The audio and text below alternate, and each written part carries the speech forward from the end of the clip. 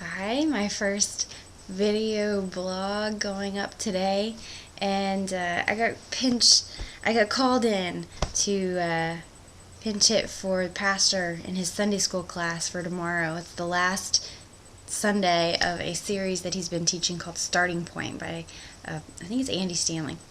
And I started reading the chapter that we're supposed to be going over, and it's all about resurrection. And I think that's fitting because it's the end of the beginning. And so I've been thinking about that a little bit, and also thinking about why I look forward to the resurrection, why I want the resurrection to be everything that I've heard it will be. And part of the reason is because I want to see my grandma, Nonnie, and my grandpa, Bebop, again. It was 23 years ago today that we buried my grandmother, and 12 years ago today that my grandfather joined her in eternity. And I miss them so much. Just a little bit about my Nonnie and my Bebop. My Nonnie was the baby of the family, and they say that she was constantly coddled and spoiled and petted, but I didn't see any of that. She was a giving person. She had great hospitality. My dad said that the first time that he came over to her house that she was fixing hot dogs, and he said, "No, don't go to any trouble." And she said, "Oh, it's no trouble." And she just opened the package and poured the hot dog weenies out into a bowl and told him to eat up. But she made everybody feel warm and welcome in her house. And she was just a funny lady. My mom tells a story of her dropping her boarding pass. Back when they had paper boarding passes that weren't your ticket, she dropped them into the toilet right before they called her flight, and sort of wiped them off and handed them to the flight attendant, and just smiled and went on through. She was a talkative lady. She really liked to communicate with people. I don't know where I get it. And she had a CB radio in her car, and she would talk to the truckers going back and forth between Biloxi, Mississippi, and Houston.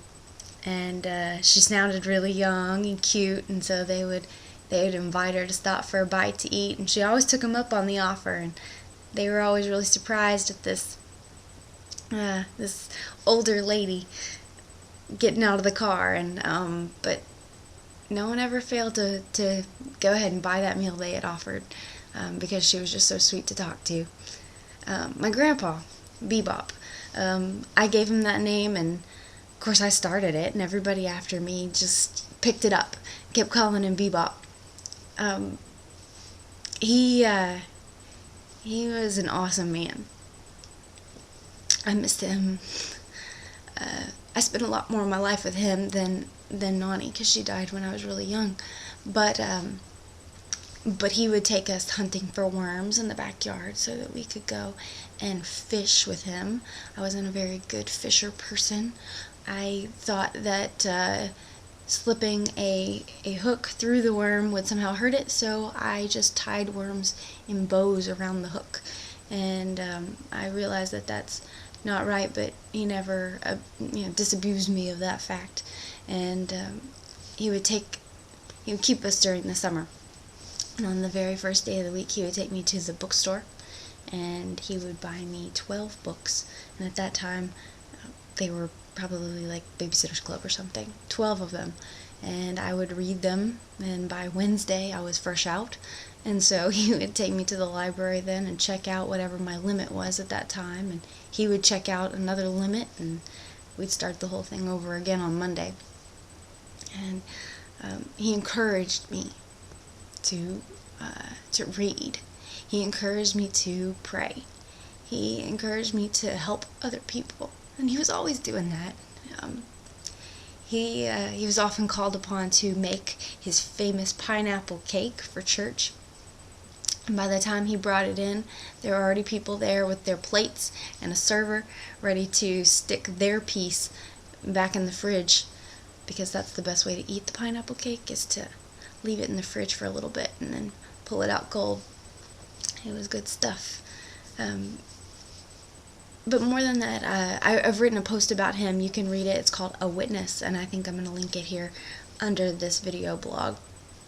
Anyway, I just wanted to give you a little taste of just how much sweeter I think heaven is, and how much I look forward to the resurrection because of what I'm expecting, because of whom I'm expecting. Besides, you know, the greatness and the glory of God, I'm looking forward to spending some time with my Nonnie and my Bepob. Thank you.